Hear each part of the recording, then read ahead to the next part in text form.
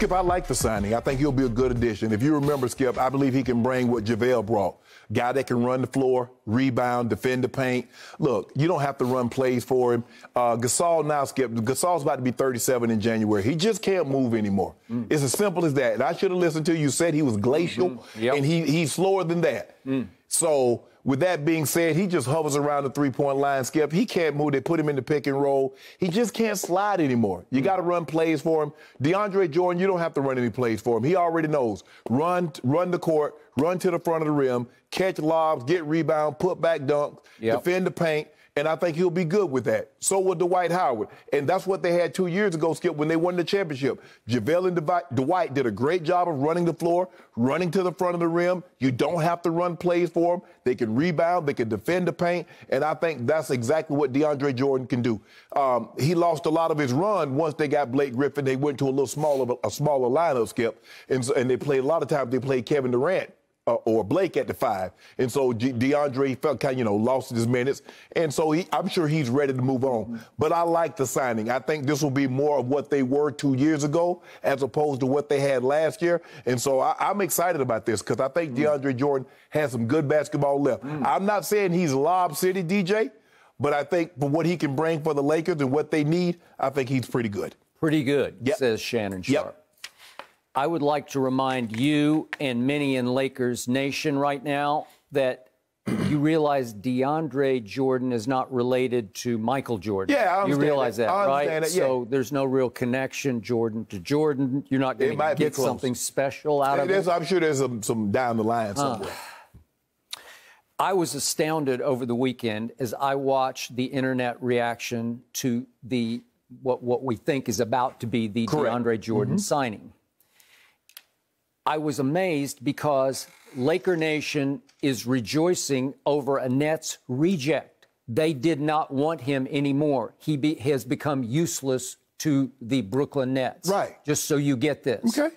If I just look at a glance, a superficial glance at the last two, the regular seasons of both DeAndre and Gasol, I get you. And you made good points because I look at DeAndre. He started 43 games last year in Brooklyn, and he averaged 8 points and 8 rebounds. Right. Gasol started for you guys last year 42 times, so it's one fewer start, and he averaged 5, 4, and 2 assists. Both of them averaged 2 assists, actually. And yet Gasol is known as the best passing big man in basketball. With 2 assists. But it didn't manifest itself for you guys last year. Exactly. He did not fit because he is on the downside. He is glacial. What you mean on the downside? He already at the bottom. Okay, I got it. But I first guessed that, as you correctly pointed out. Okay, I'm going to first guess this one, too, because DeAndre Jordan is an old 33. He just looks old to me. And I'm going to remind everybody, he is very close with Kevin Durant. So if he had anything left, Durant would have fought for him to be in the rotation or probably in the starting lineup, but he did not fight.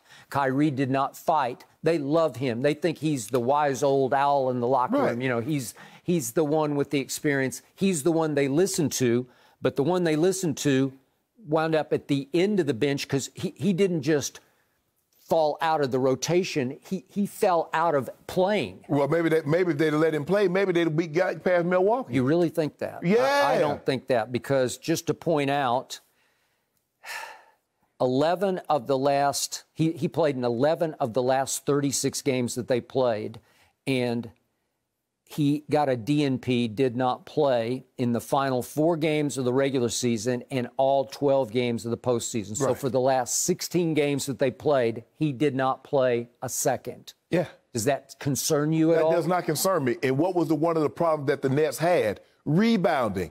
Because what did the Bucks do to him? Rebound them, pound them on the glass. And what did everybody say? This is a very small team if you don't have DJ on the court. Kevin Durant is 7 foot tall, but Kevin Durant is not what we know as a great rebounder. Blake Griffin, hold up. You talk about Blake Griffin, you talk about DeAndre Jordan as a reject. What was Blake Griffin? What was LaMarcus Aldridge? The Spurs reject. Detroit Pistons reject. Well, to a certain degree. Exactly. But they still had more basketball left at that point than I see DeAndre having right now. No, because here's the thing. You look at it because they were not going to be required to, they were not going to be asked to do in Brooklyn what they were asked to do at their previous team. See, Blake Griffin got a $170 million contract. See, he can no longer be that guy. He can be the fourth guy. LaMarcus Aldridge, he was supposed to play Timmy.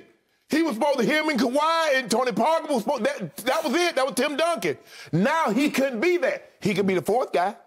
You see, the difference is DeAndre Jordan can always be the fourth or fifth guy because that's all you require of him. Okay. Just rebound the basketball, protect the paint, roll to the hoop, bro. Okay. Who do you think will have the better year next year? Who do you think will contribute the most, LaMarcus Aldridge or DeAndre Jordan? DJ going to contribute more than Blake Griffin. Really? Yep. Want to bet that? Yep. Okay, I'll bet you that Blake's numbers end up much better than DeAndre. Well, see, that's what you get concerned with, numbers. The only number I'm concerned with is 16. 16 playoff victories. That's the number I'm concerned with, Skip. You thought I was talking about something else. And we're going to have a better record. You don't want any part of that Blake versus DeAndre. You want no part of that. Oh, Skip. Blake was a key cog in this last year. As you know, he had some monster games. Well, it must have skipped the spoke. Really? Because you saw what Giannis did to him, right? Yeah. You saw what Giannis did to him. I didn't actually. Don't do that, Skip. You saw what that man did to y'all. He came to your house and took Game 7 from you.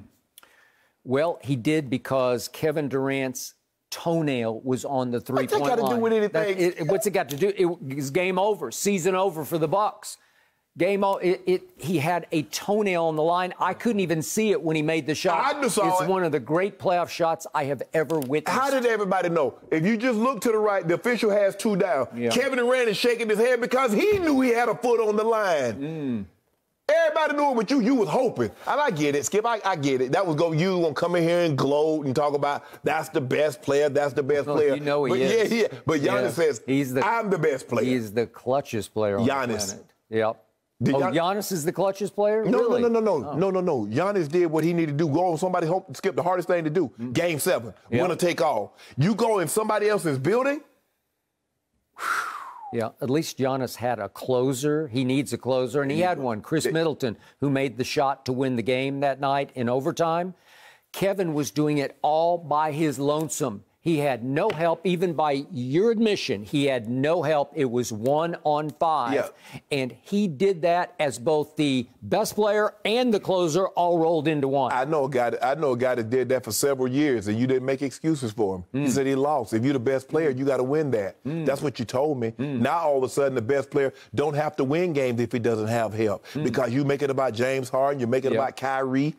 Well, right now I'm making it about DeAndre Jordan, and it's shameful that it has come to this for LeBron's Lakers, that Laker Nation is rejoicing over a reject. Skip. I mean, this was a flat-out reject. Like LaMarcus, his last year in San Antonio, he wasn't a reject. He was playing high minutes, probably the most minutes. And then what happened? So why did they let him go? Because he's too expensive. No, he wasn't too expensive. Yeah. You bought him out. So basically you paid him. So he got $1 million from them. So you paid whatever his salary was. But they started over. The Spurs are completely start over rebuilding. Are the Nets rebuilding? No. They just jettisoned DeAndre because he doesn't work anymore. They don't need him. But, Skip, you guys rejoicing of a guy that had to go through 5 positions to get cleared to play. And Brooklyn is rejoicing in that. Well, they're not rejoicing. He's like the 10th man now. So LaMarcus is going to be the 10th man. Yeah. LaMarcus is going to start. Millsap is going to be the 9th man, and LaMarcus. Yeah, that that you mentioned. I'm glad you brought up Millsap. And he moves like Sap. He is a baller. He is a warrior. I'll take him in any playoff game over DeAndre Jordan. I mean, he don't have better numbers than DJ. Well, I don't know how much you'll get to play. That ain't my problem. Because you may have to play DJ high minutes because you need him. Millsap, I'm glad to me being from the South, I understand what Sap is. Yeah. You probably know what Sap is also. Yeah. It doesn't move very fast. Yeah. Millsap about to be 37. And it's sticky, and you're stuck in the Sap right now with your argument because you can't get out of it. Skip, DJ and Dwight Howard will be JaVale and what JaVale provided. A guy that can roll to the rim. He can rebound. Skip, you don't have to run plays for him, but he'll catch a lot of lobs. You ain't lobbing nothing to Marc Gasol. You and I both know. Okay. Do you really believe that DeAndre is that much better than Marc Gasol? Yes! I'll give you an ounce better, just like an ounce better, that's fine. And yet you still have Gasol on your roster. You know Gasol ain't going to be there. He going to either buy or we're going to try to trade him. Now? For a bag of peanuts, yes. Before the season starts, he's going to be gone. Yeah. Skip, 8 and 2 compared to 5, 4 and 2. Yep. Those 4 extra rebounds. It's stunning. It is Jordan-esque, dare I say, right? Yes, I like it. He must be at least a distant cousin of Michael Jordan's because he's going to change life in Lakerland. Skip. Really? Skip. No. Interesting. An extra possession here or there. Yep. Dwight Howard challenging the shot. DJ challenging the shot. That's what it's going to come down to, Skip. Okay. What it's going to come down to ultimately is Dwight Howard is the best pickup that you made because I first guessed this. Going into last year, I said, the player you will miss most is Dwight Howard, and now you have him back. Yeah. So that's all that really matters. That was a great move, a great re-pickup by GM LeBron James. Yeah. He is the unofficial head coach and the unofficial GM. And I give him high marks for every pickup that he made except for DeAndre. And I'm sure he's close to DeAndre. No, you didn't give him credit for the other one picked up. You said the other pick canceled out everything. Russ. Okay, there's only one at the top. And I'm not even sure it was a LeBron pickup. I think Russ just said, I want to come to L.A. And Pelinka said, LeBron, how can we say no to him? Easy. Yeah. Because I was listening to Kuzma talk. Kuzma said the deal to Sac was already done. It was a done deal. He was ready to go to Sacramento. And then at the 24th hour, all of a sudden, they say, nah, you going to D.C., bro. Okay. So this seems the Buddy Hield for Kyle Kuzma was already done. Okay, well, that sums up my point. That validates what I just said. I think Russ said, no, I would rather go to L.A. And they're like, He could have said whatever, but if AD and LeBron don't sign off on it, it's just like you just told me, Kyrie and KD. The reason why DeAndre, they didn't vouch for him. They didn't say, nah, we want him. Okay. You actually think Russ was coming? If LeBron and AD said, nah, we good, we want Buddy Hield? I believe LeBron took one look at Russ and said, you know what? If I could pull this off and win without him, win with him where nobody else could win with him, then it will enhance my GOAT. Like, I'm on the record already. I will stand up on this table and say LeBron is now in the GOAT conversation if he can win this year's championship with Russell Westbrook. And remember, he also knows there's a fail-safe there. There's an emergency exit because Russell Westbrook will be the easiest scapegoat, the GOAT, as you call LeBron, has ever had. Scapegoat, because everybody will say, it's his fault. He's a solo act. He's too ball conscious. He needs the basketball to the detriment of LeBron James. That's what everybody will say if this fails. No, that's what you're going to say. You know it, and I know it. But see, you talking about failure. You trying to manifest it. We don't speak in those terms. We manifest positivity. We will win the West. We will win the NBA championship. Manifestation. Speak it. Seek it. DeAndre in the starting lineup? No, Dwight probably will be. I hope so. But is he too old to play that many minutes? Skip, can you get 30 minutes out of Dwight? No, Dwight ain't going to play that many minutes. Why would he play that many minutes? He's a starter. No, he's not going to play that. No, he's not going to play those kind of minutes. Okay, so he and DeAndre will split the minutes? And then AD going to come down, bring it home at the 5 spot. Really? Yeah. At the 5, he said from the start, I don't want to play the 5. No, he says, I don't want to play the 5, but in the closing lineup, what was he in the championship run? He was the 5. LeBron played the 4. Well, that was against Miami. It didn't matter who They it were was. the 5th seed. They didn't have Bam. They didn't have Dragic. Skip, he played even against, even against the Nuggets. Yeah. He played the 5. He was guarding Jokic when LeBron put that exhibition on in Game 5. Really? You remember that, Skip? No, I only remember Game 2 when LeBron turned down the last shot, and AD saved his bacon, saved his legacy, dare I say. The man averaged 30 points, 11 rebounds, 8 assists. What happens at the end? And then we won. Yep. Thanks to AD making the shot of shots. Rondo said, I locked eyes with LeBron's, and he did not move. And what did Rondo say? I passed the ball to Kawhi, and he shot an air ball. All I know is Rondo plus Russ equal do not invite them. They will not click. You hoping that. Yep. You hoping they don't click. But they're going to click. We're going to show you. Yep. We're going to show you the positivity. That Tony Robbins, the mind of positivity. When you think positive thoughts, positive things happen. You always thinking negativity. No, I'm not. I'm just telling you the truth. Okay. And he is not exactly Jordan-esque, DeAndre. We're not ask him to be Jordan-esque. Okay. Well, I think you're going there. No, because you're starved. You need something to latch on to embrace. So what is LeBron? We got DeAndre. So what is LeBron? LeBron's not a star? I don't know. He's Lagon. He's somewhere in Italy, isn't he? Yeah, you see him on the yacht. Yeah, having a good old time. Yeah. He better get back here and start working out. Whoa. You make it seem they don't got workout areas in Italy. Well, they ain't got no basketball goals in Italy? I don't know. Okay. Got to be careful over there. For what? There's a lot of COVID going on. Oh, jeez.